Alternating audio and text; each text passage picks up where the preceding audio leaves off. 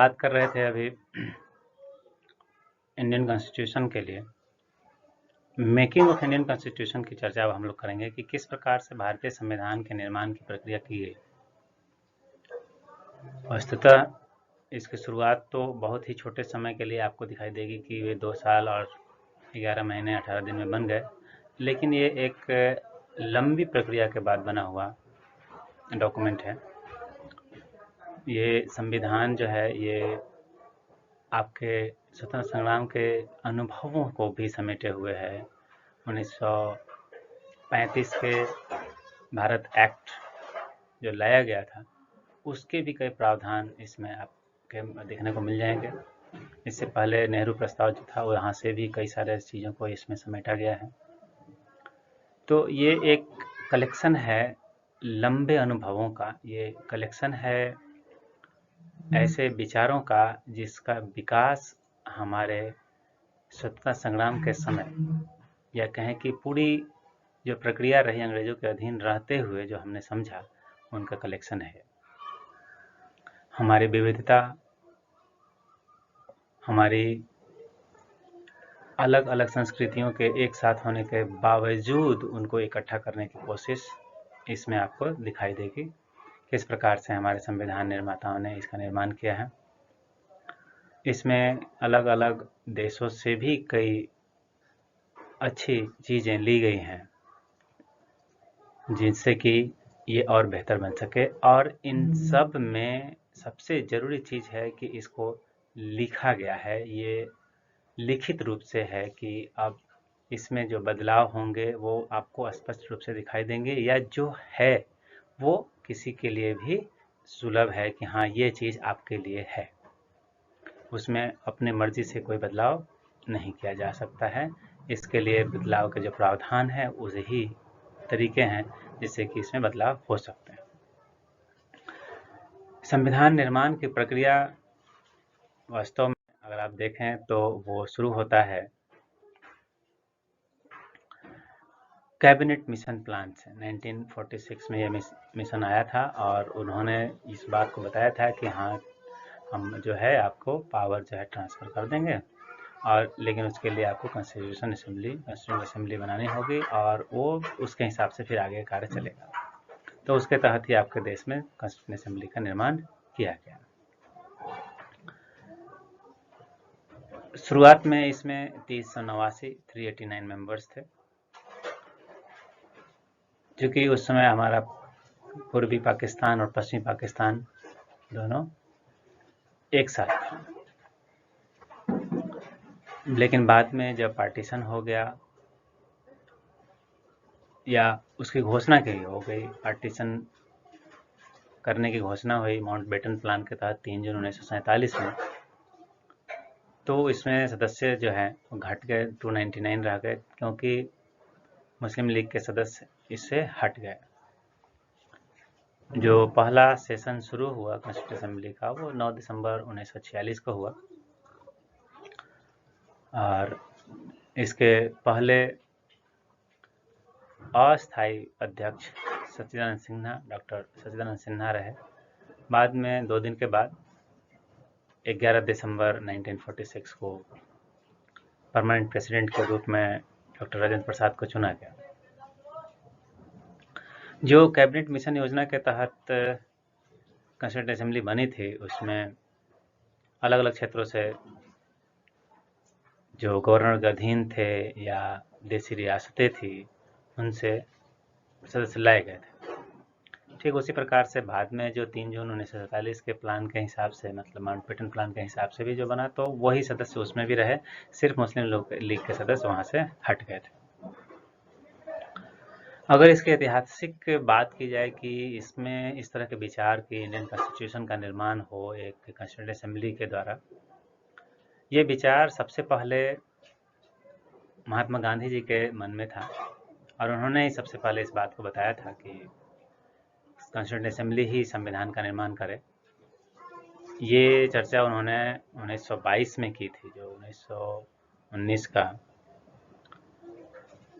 अधिनियम, भारत शासन अधिनियम आया था, उसके बाद इन्होंने इसकी चर्चा की थी कि 1922 में कि संविधान का निर्माण एक कॉन्स्टिट्यूंट असेंबली ही करेगी, संवैधानिक व्यवस्था जो बनाई जाएगी वो वही करेगी।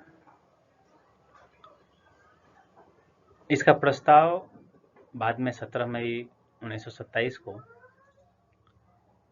कांग्रेस के बम्बई अधिवेशन में मोतीलाल नेहरू के द्वारा पेश किया गया था, जिससे आप समझ सकते हैं कि इसका ऐतिहासिक पृष्ठभूमि भी है। और उस समय इस प्रस्ताव को नेहरू रिपोर्ट के नाम से भी जाना जाता है। तो नेहरू रिपोर्ट एक बहुत ही महत्वपूर्ण दस्तावेज इसके ऐतिहासिक विकास में है। तो इस तरीके से हमारा संविधान जो है वो निर्माण की प्रक्रिया को शुरू करता है। इसको पूर्ण होने में लगे 2 साल 11 महीने और 18 दिन, और 26 नवंबर 1949 को 26 नवंबर 1949 को इस पर सदस्यों ने दस्तखत करके इसे पारित कर दिया था। लेकिन इसे 26 जनवरी 1950 को लागू किया गया। इसके पीछे कारण यह था कि 1930 में पहली बार स्वतंत्रता के रूप में 26 जनवरी को ही चुना गया था। जो कांग्रेस की अधिवेशन थी उसमें पहली बार पूर्ण स्वराज्य की घोषणा की गई थी कि पूर्ण स्वराज्य प्राप्त करेंगे। तो इस तारीख को, मतलब 26 जनवरी की तारीख को इस वजह से चुना गया था।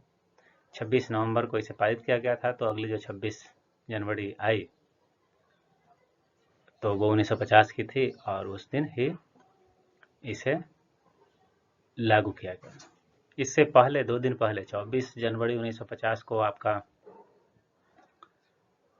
राष्ट्रीय गान और राष्ट्रीय गीत भी अपनाया गया था। उसी दिन मतलब 24 जनवरी 1950 को ही आपके राष्ट्रपति, प्रथम राष्ट्रपति डॉक्टर राजेंद्र प्रसाद को भी भारत का राष्ट्रपति नियुक्त किया गया था। इससे पहले राष्ट्रीय ध्वज जो अपनाया गया था 22 जुलाई 1947 को, और हम लोग राष्ट्रमंडल के सदस्य बने थे। कॉमनवेल्थ राष्ट्रमंडल के सदस्य हम लोग 1949 में बने। राष्ट्रमंडल उन देशों का समूह है जो कभी न कभी ब्रिटिश साम्राज्य के अधीन रहे थे। अभी हाल फिलहाल में अगर आपने देखा होगा तो मालदीव जो है उससे निकलने की घोषणा किया था और फिर पुनः उसमें वो शामिल हुआ है। और राष्ट्रमंडल खेल भी सबसे ज़्यादा फेमस है, जहां आप देख सकते हैं अक्सर आपके यहाँ बहुत सारे मेडल्स आते हैं। राष्ट्रमंडल खेल घोटाला दिल्ली में जब राष्ट्रमंडल के खेल हुए थे तो उस समय की चर्चित मुद्दा था। तो इस प्रकार से मेकिंग ऑफ इंडियन कॉन्स्टिट्यूशन को हमने समझ लिया है। आगे हम बात करेंगे सोर्सेस और थोड़ा हिस्टोरिकल कॉन्टेक्स्ट,